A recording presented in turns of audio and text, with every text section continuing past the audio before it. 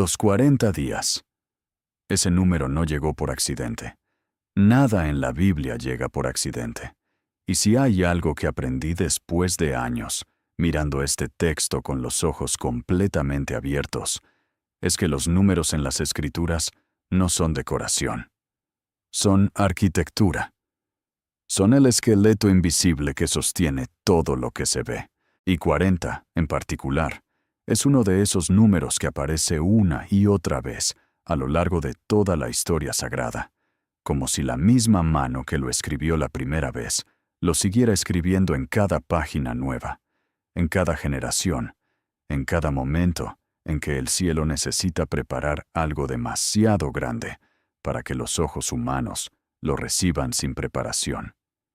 Moisés pasó 40 años en el desierto de Madián antes de estar listo para pararse frente al faraón. Los hijos de Israel caminaron 40 años por el desierto antes de poder entrar a la tierra prometida. Elías caminó 40 días y 40 noches hasta el monte de Dios, Horeb, después de que un ángel lo alimentara junto a la ruta. El mismo Jesús, antes de comenzar su ministerio público, fue llevado por el Espíritu al desierto, donde estuvo 40 días siendo tentado por el diablo. Y ahora, después de la resurrección, después del momento más extraordinario en toda la historia humana, después de que la muerte misma había sido derrotada, Jesús no sube de inmediato. Espera. Permanece. 40 días más en la tierra. Y la pregunta que me persigue cada vez que me siento con este pasaje es exactamente esa. ¿Por qué? Porque si alguien tenía el derecho de partir de inmediato, era él. Si alguien había cumplido todo lo que necesitaba cumplir, había terminado la obra, había pagado el precio completo, ese era Jesús resucitado en la mañana del primer día de la semana. No había ninguna razón visible, ninguna obligación aparente, ninguna deuda pendiente que lo mantuviera aquí. Y sin embargo, se quedó. 40 días. Se apareció a sus discípulos, comió con ellos, conversó con ellos, les abrió las Escrituras, y solo entonces, cuando se completó ese tiempo preciso, subió. Y en ese detalle, en esa decisión que muchos leen de pasada, como si fuera simplemente la cronología de los eventos, está escondido algo que cambia completamente la manera en que entendemos no solo la ascensión, sino todo el plan de Dios desde el principio. Para entender el peso real de lo que sucedió en esos 40 días, necesito llevarte atrás. No solo unas décadas, no solo unos siglos, necesito llevarte al principio mismo del patrón, al primer lugar en que los 40 días aparecen con todo su peso en la historia sagrada. Porque es allí donde se siembra la semilla de todo lo que después se ve germinar en la ascensión. Imagina por un momento el tiempo del diluvio. Noé dentro del arca. Las aguas cubriendo todo. Y el texto dice algo preciso. Llovió sobre la tierra 40 días y 40 noches. El mundo viejo murió bajo esas aguas. Todo lo que existía antes fue cubierto. Y solo cuando terminaron los 40 días, comenzó el proceso de descenso de las aguas, de renovación, de una tierra nueva que emergía limpia del juicio. El 40 en ese caso no era el castigo en sí mismo, era el período de transición entre un mundo y otro. Era el tiempo que tardaba la realidad en cambiar de estado. Eso es crucial. Permítete considerar esto con calma, porque es el corazón de todo lo que vamos a ver. En la Biblia, 40 no es simplemente una cantidad de tiempo, es un símbolo de proceso de transformación completo. Es el tiempo que Dios considera suficiente para que algo pase de un estado a otro, para que una era termine y otra comience, para que los seres humanos estén listos para recibir lo que viene después. No es un número mágico en sentidos supersticiosos, es un número teológico. Es la firma de Dios en los momentos de transición mayor. Y con esa lente, lo que Jesús hizo después de resucitar toma una dimensión completamente diferente. No se quedó 40 días por casualidad. No fue una decisión arbitraria. Esos 40 días eran el período de transición entre dos eras del plan de Dios, entre la era de la presencia corporal de Jesús en la tierra y la era del Espíritu Santo que vendría después, entre el tiempo en que los discípulos veían a Jesús con sus ojos físicos y el tiempo en que lo conocerían por fe, por el Espíritu, por la palabra viva en sus corazones. Esos 40 días eran el puente. Y como todo puente de Dios en la Escritura, tenía un propósito específico, una función precisa, que si no se cumplía, todo lo que venía después no podía sostenerse. Aquí quiero que observes algo importante.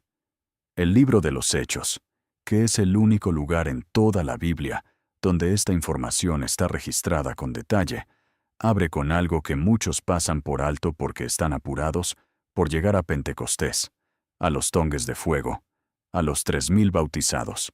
Pero Lucas, que es el mismo autor tanto del Evangelio como de los Hechos, comienza diciéndole a Teófilo que en su primer libro escribió acerca de todo lo que Jesús comenzó a hacer y a enseñar, hasta el día en que fue recibido arriba, después de haber dado mandamientos a los apóstoles que había escogido, a quienes también, después de haber padecido, se presentó vivo con muchas pruebas indubitables, apareciéndoseles durante 40 días y hablándoles acerca del reino de Dios.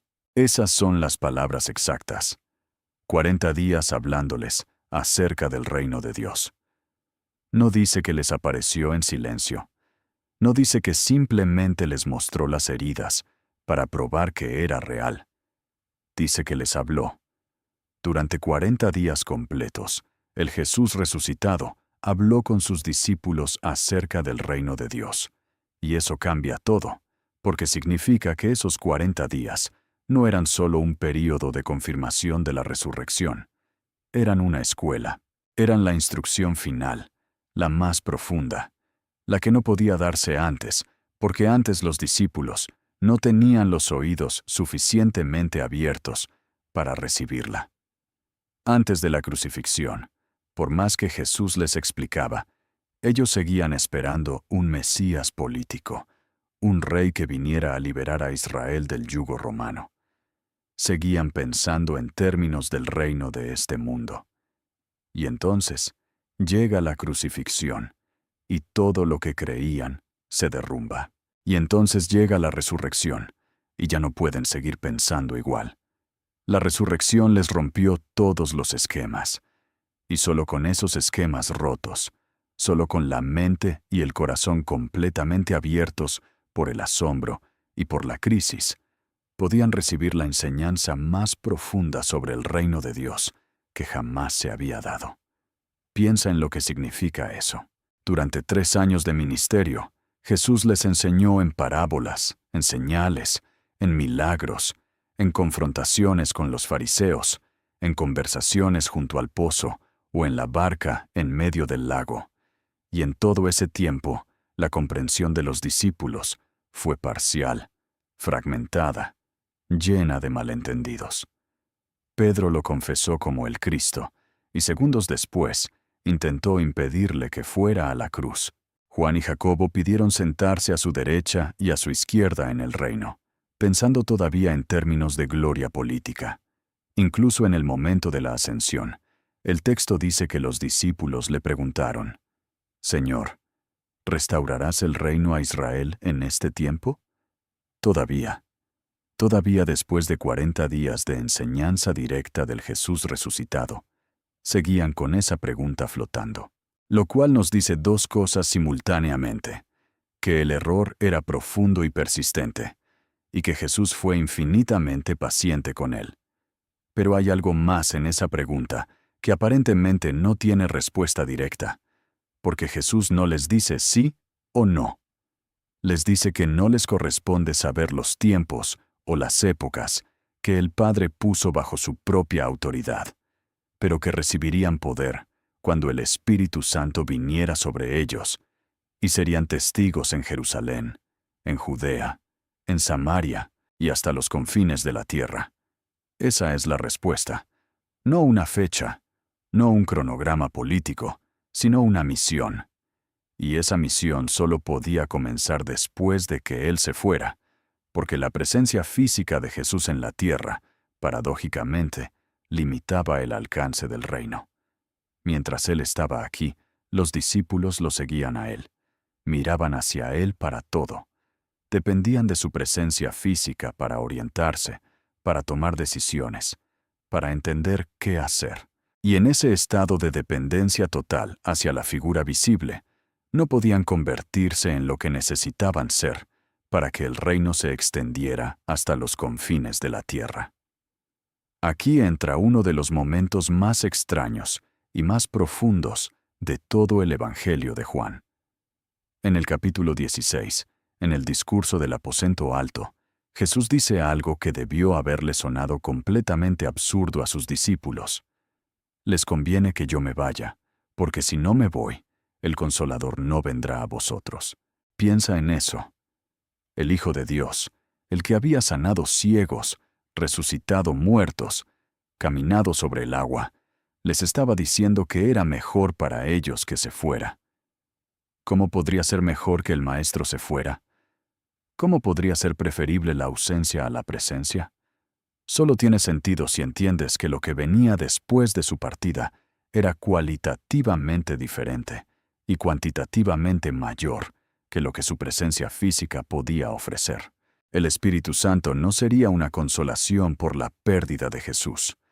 Sería la presencia de Jesús multiplicada, sin limitación geográfica, sin limitación temporal, sin las restricciones del cuerpo físico que solo podía estar en un lugar a la vez. Y esos 40 días eran exactamente la preparación para ese momento. Eran el tiempo en que los discípulos necesitaban acostumbrarse a una nueva forma de relacionarse con Jesús. Una forma que no dependía completamente de verlo con los ojos, que no colapsaba cuando Él no estaba físicamente presente en la habitación.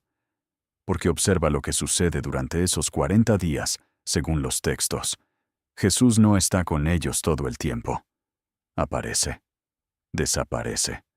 Se manifiesta en el aposento donde estaban reunidos con las puertas cerradas. Se aparece a María en el jardín. Camina con los 2 discípulos en el camino a Emaús, sin que ellos lo reconozcan hasta el momento de la fracción del pan. Come con ellos a orillas del mar de Tiberias. Y luego se va. No dice a dónde. Simplemente ya no está. Y ellos tienen que aprender a vivir en ese espacio intermedio. Ese espacio donde Él puede aparecer, pero también puede no estar. Donde su presencia es real, pero no es constante, ni visible, ni garantizada por los sentidos físicos. Eso no es un descuido del relato. Eso es pedagogía divina. Esos 40 días le enseñaron a los discípulos a tener fe sin ver, antes de que la visión desapareciera por completo. Les enseñaron a buscar a Jesús de una manera nueva, antes de que la manera antigua quedara definitivamente cerrada. Les enseñaron que la resurrección era real, que Él seguía vivo, que la muerte no lo había vencido, y simultáneamente los fueron preparando para el momento en que ya no podrían buscarlo con los ojos, sino solo con el corazón, con el espíritu, con la fe. Y solo cuando esa preparación estuvo completa, cuando los 40 días se cerraron, fue que la ascensión pudo suceder. Permítete considerar la escena que Lucas describe en los Hechos y también al final de su Evangelio. Jesús los lleva hasta Betania, o según Hechos, hasta el Monte de los Olivos, que está cerca de Betania. Los tiene allí reunidos, y mientras los bendice, levantando sus manos, comienza a subir, y una nube lo recibe, y los ojos de ellos ya no pueden verlo. Y mientras están mirando al cielo, 2 varones con vestiduras blancas se les acercan y les dicen: «Varones Galileos, ¿por qué estáis mirando al cielo? Este mismo Jesús que ha sido tomado de vosotros al cielo, así vendrá como le habéis visto ir al cielo». Y entonces algo extraordinario sucede. El texto dice que ellos regresaron a Jerusalén con gran gozo, no con tristeza, no con desesperación, no con la sensación de abandono, con gran gozo. ¿Cómo es posible eso?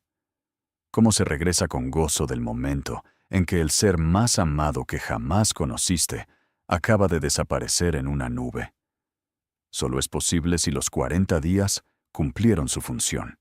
Solo es posible si en esos 40 días de enseñanza sobre el reino de Dios, los discípulos llegaron a entender algo que antes no podían entender, que la partida de Jesús no era abandono, era ascenso, que no se iba a ningún lado donde ellos no pudieran encontrarlo, que su ida era la condición necesaria para que el Espíritu viniera, que la ascensión no era el final de la historia, sino el inicio de su siguiente capítulo, el más amplio, el más extendido, el que llegaría hasta los confines de la tierra.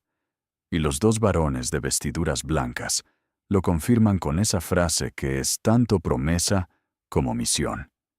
Así vendrá como le habéis visto ir. La ascensión y el regreso son el mismo movimiento. El que sube es el que volverá. Y mientras tanto, el trabajo es ir a Jerusalén, reunirse, esperar, recibir el poder y ser testigos. Aquí quiero que observes algo que conecta el Antiguo y el Nuevo Testamento de una manera que pocas veces se destaca. El sumo sacerdote en Israel, el día de la expiación, el Yom Kippur, tenía una función muy específica.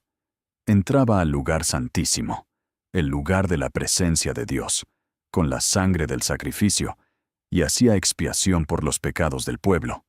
Y luego salía, y el pueblo afuera esperaba.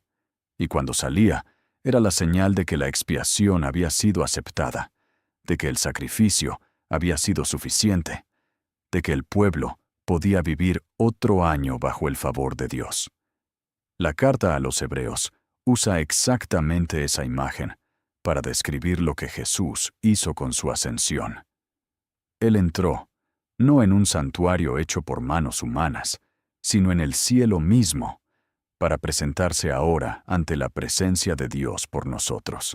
Como el sumo sacerdote en el Yom Kippur, Jesús entró al lugar santísimo verdadero con su propia sangre, no con sangre de toros ni de machos cabríos, y obtuvo redención eterna. La ascensión no era solo Jesús subiendo al cielo, porque su trabajo en la tierra había terminado.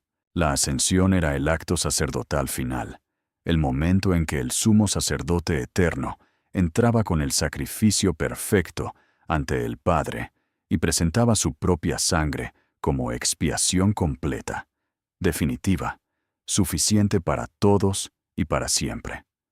Por eso los 40 días eran necesarios, no porque Jesús necesitara recuperarse de la resurrección, no porque hubiera algo pendiente en la tierra que no podía dejar sin resolver, sino porque los discípulos necesitaban tiempo para entender la magnitud de lo que había pasado, para ser preparados para la siguiente etapa, y porque ese tiempo tenía que ser 40 días, el tiempo de la transición completa, el tiempo en que una era termina y otra comienza.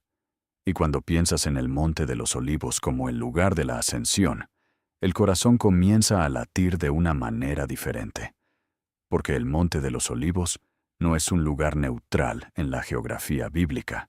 Es el lugar desde donde Ezequiel vio la gloria de Dios alejarse del templo de Jerusalén, cuando el pueblo había llenado la ciudad de idolatría, y la presencia divina no podía permanecer en medio de ella.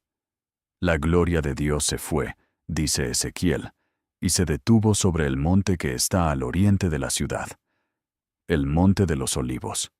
Y ahora, siglos después, desde ese mismo monte, la gloria de Dios en persona, la palabra hecha carne, sube. Lo que se fue vuelve a partir, pero esta vez no parte en juicio, parte en promesa.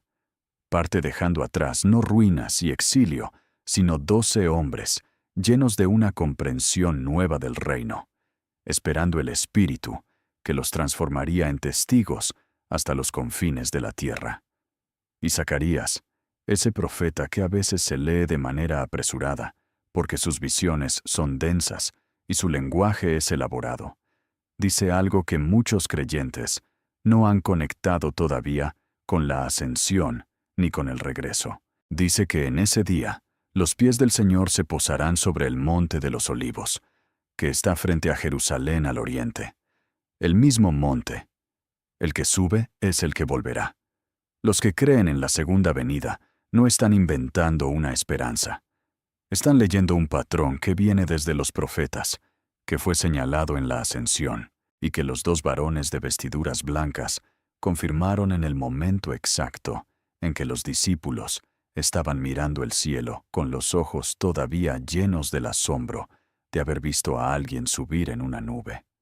Necesito detenerme aquí un momento, porque hay algo en la manera en que los discípulos reaccionan que dice más sobre los 40 días que cualquier otra cosa.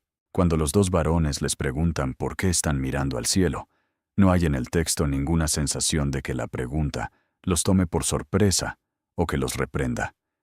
Es más una redirección suave, casi amable, como si les dijeran: sabemos que lo que acaban de ver es asombroso. Sabemos que sus ojos todavía están tratando de procesar lo que acaba de pasar. Pero hay algo que hacer. Hay un lugar a donde ir. Hay una espera que cumplir. Y ellos obedecen. Vuelven a Jerusalén. Se reúnen en el aposento alto. Perseveran unánimes en oración y ruego con las mujeres, con María la madre de Jesús, con los hermanos de él, y esperan. Durante 10 días esperan, desde la ascensión hasta Pentecostés, 50 días después de la resurrección. 10 días de oración unánime después de 40 días de instrucción. Y entonces viene el Espíritu. Observa la arquitectura de tiempo en eso. 50 días después de la resurrección es exactamente Pentecostés. La fiesta de Pentecostés, o Shavuot en hebreo, era la fiesta que conmemoraba la entrega de la Torá en el monte Sinaí. 50 días después de la salida de Egipto, el pueblo recibió la ley de Dios. Y ahora, 50 días después de la resurrección, los discípulos reciben al Espíritu de Dios. No es una coincidencia. Es el cumplimiento de un patrón que Jeremías había anunciado siglos antes, cuando escribió que vendría el tiempo en que Dios pondría su ley dentro de ellos y la escribiría en sus corazones. Lo que en Sinaí fue grabado en tablas de piedra, en Pentecostés fue escrito en corazones humanos por el Espíritu. Y ese momento no podía llegar hasta que la ascensión estuviera completa, hasta que el sumo sacerdote eterno hubiera entrado con su sacrificio al lugar santísimo celestial, hasta que los 40 días de preparación hubieran hecho su obra. Hay algo que me parece importante decir aquí con toda la honestidad que tengo, porque creo que es necesario. La ascensión es una de las verdades más celebradas en el calendario litúrgico de muchas tradiciones cristianas, y al mismo tiempo, una de las menos comprendidas en profundidad por las personas que la celebran. No digo eso con juicio, lo digo porque lo viví. Hay una tendencia a verla simplemente como el momento en que Jesús se fue al cielo, como si fuera el cierre de la historia, la última escena de la película antes de los créditos. Y desde esa lectura, los 40 días son solo una espera, un período de apariciones post-resurrección que se extiende antes del regreso a casa. Pero cuando te sientas con el texto y lo lees con los ojos abiertos, ves que no es eso en absoluto. Los 40 días no son una espera, son el corazón de la preparación, son la transición, son la escuela más profunda que los discípulos recibieron. Y la ascensión no es el cierre de nada, es la apertura del período más largo y más extendido de toda la historia de la salvación. El tiempo en que el Espíritu obra en el mundo a través de los testigos. Permítete considerar esto desde otro ángulo. El Salmo 2, que los apóstoles citan en sus primeras oraciones en los Hechos, dice algo que en su cumplimiento apunta directamente a la ascensión. Dice: «Pídeme y te daré las naciones como herencia, y como posesión tuya los confines de la tierra». Ese salmo fue escrito pensando en el Rey de Israel, en el ungido, en el Mesías. Y en los Hechos los discípulos lo aplican a Jesús, al que Dios levantó de los muertos. La ascensión no es Jesús retirándose del escenario de la historia. Es Jesús tomando su lugar en el trono desde el que rige sobre todas las naciones. Allí, a la diestra del Padre, sentado en la posición de máxima autoridad en el cosmos, desde donde intercede por los suyos, desde donde gobierna el tiempo y la historia, desde donde enviará el Espíritu y desde donde volverá cuando el tiempo se cumpla. Los 40 días son la preparación para entender que eso es lo que está pasando. No que Jesús se va, sino que Jesús asciende al trono, que la resurrección fue la victoria sobre la muerte, pero la ascensión es la coronación del Rey. Y cuando los discípulos entienden eso, cuando los 40 días de instrucción sobre el reino de Dios les han abierto suficientemente los ojos para ver esa realidad, entonces pueden ver a Jesús subir en una nube y volver a Jerusalén con gran gozo, porque no están despidiendo a un amigo que se va, están siendo testigos de la coronación del Rey al que sirven, sabiendo que ese Rey volverá, sabiendo que mientras tanto les ha dado una misión y les ha prometido el poder para cumplirla.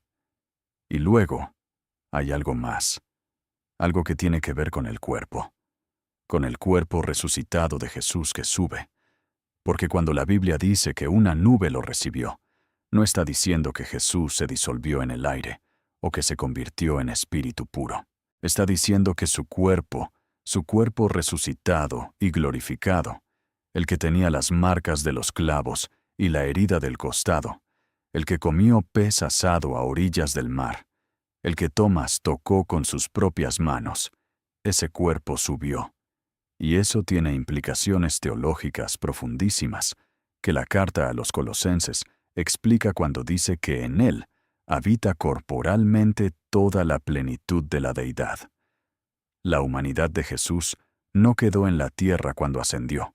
La humanidad de Jesús está en el cielo, a la diestra del Padre, como mediador, como intercesor, como el único que puede entender desde adentro tanto la naturaleza divina como la experiencia humana.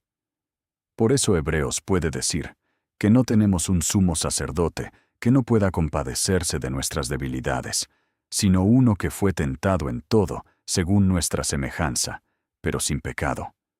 La ascensión no deshumanizó a Jesús. La ascensión llevó la humanidad al cielo.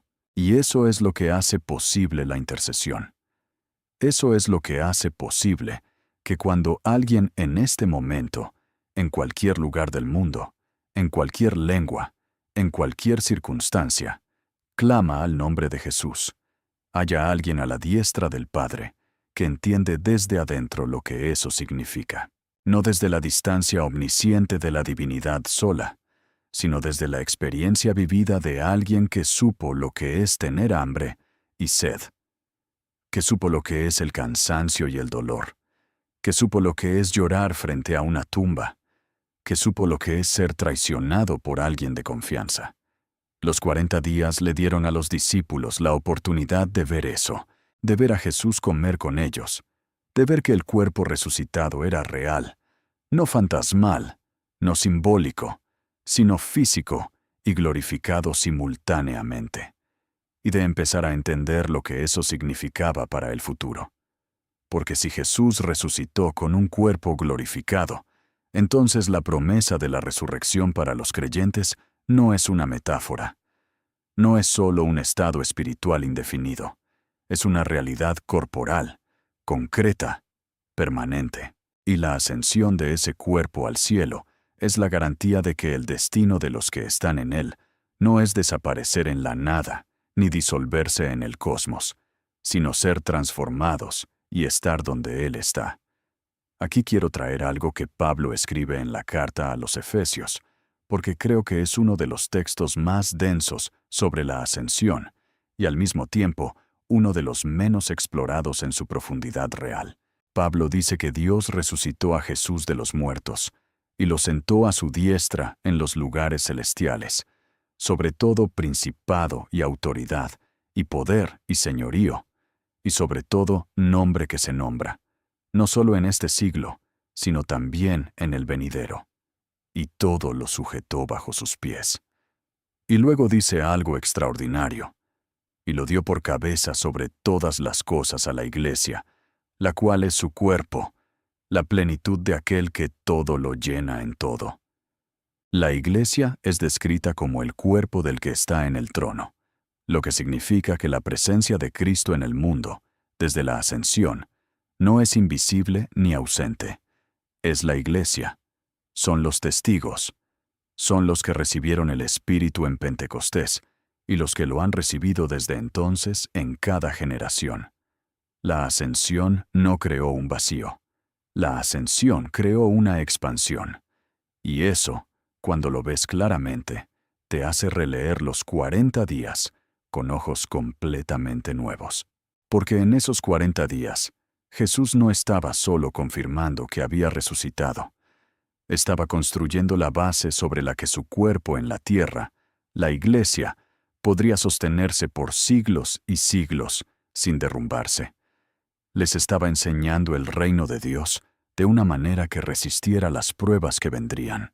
Les estaba abriendo las Escrituras de una manera que el Evangelio de Lucas describe cuando dice que les abrió el entendimiento para que comprendieran las Escrituras.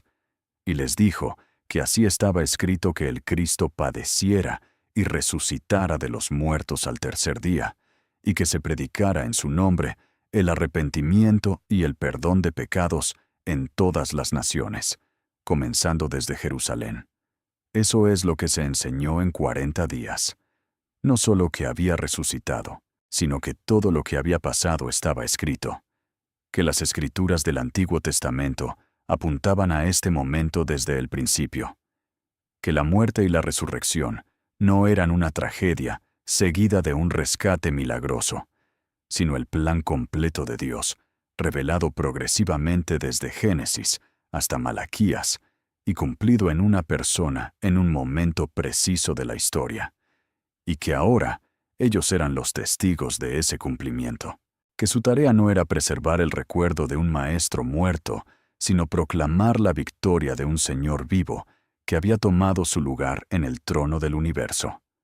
Los discípulos que volvieron a Jerusalén con gran gozo eran hombres completamente transformados. No porque hubieran visto la resurrección, aunque eso era suficiente para cambiar a cualquier persona, sino porque 40 días de instrucción directa del Jesús resucitado sobre el reino de Dios los había reequipado desde adentro. Su manera de leer las Escrituras había cambiado. Su comprensión del Mesías había cambiado. Su expectativa sobre el futuro había cambiado. Ya no esperaban un rey político que expulsara a los romanos. Esperaban el Espíritu prometido que los convertiría en testigos. Y luego esperaban el regreso del mismo que había subido, que vendría de la misma manera en que lo habían visto irse. Esa es la estructura que los 40 días instalaron en su comprensión, no como una doctrina abstracta, sino como una experiencia vivida, una certeza ganada en conversaciones junto al mar, y en habitaciones con las puertas cerradas, y en caminos polvorientos hacia Emaús, y en montañas desde las que vieron a alguien subir en una nube. Esa certeza fue la que los sostuvo después, la que sostuvo a Pedro cuando predicó en Pentecostés, sin miedo ante la misma multitud, en la misma ciudad donde Jesús había sido crucificado semanas antes. La que sostuvo a Esteban cuando lo apedreaban y veía los cielos abiertos. La que sostuvo a Pablo en sus viajes, en sus prisiones, en sus naufragios, en sus azotes, porque había algo en él que no dependía de las circunstancias externas, algo que los 40 días habían plantado en los que estuvieron allí y que el Espíritu había extendido después a los que no estuvieron pero creyeron. Y entonces llegamos al final de todo este recorrido, y la pregunta con la que comenzamos tiene una respuesta que ya no suena técnica ni académica, sino profundamente humana y profundamente divina al mismo tiempo. ¿Por qué Jesús esperó 40 días para subir al cielo? Porque 40 días era el tiempo de la transición completa. Porque el patrón de Dios en la historia sagrada siempre había marcado con ese número los momentos en que una era terminaba y otra comenzaba.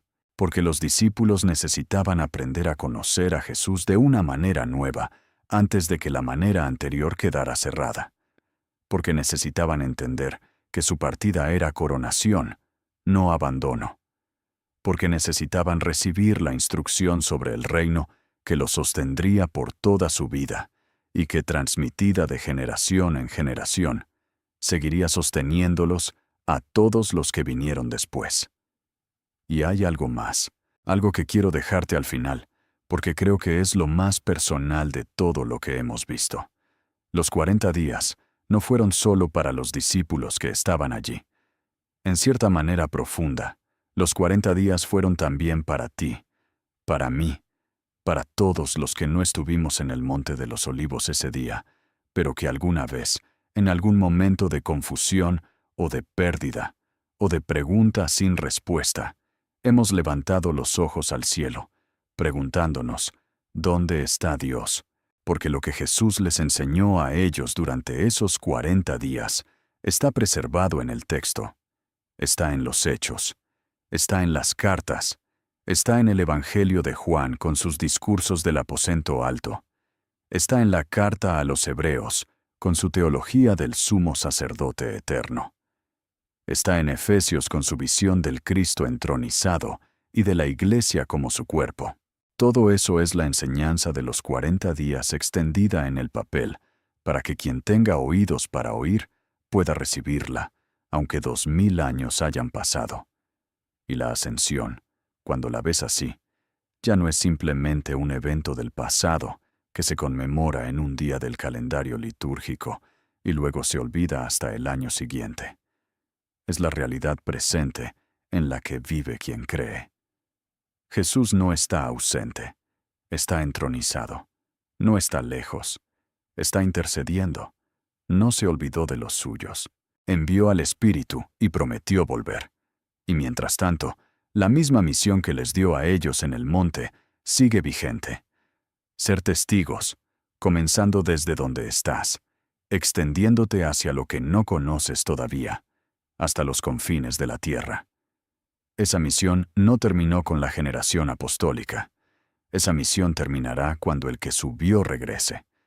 Y regresará, dice el texto, de la misma manera en que lo vieron ir, con una nube, desde el cielo, al Monte de los Olivos. Y todo lo que los 40 días plantaron en el corazón de 12 hombres en Judea habrá dado su fruto completo en el mundo entero.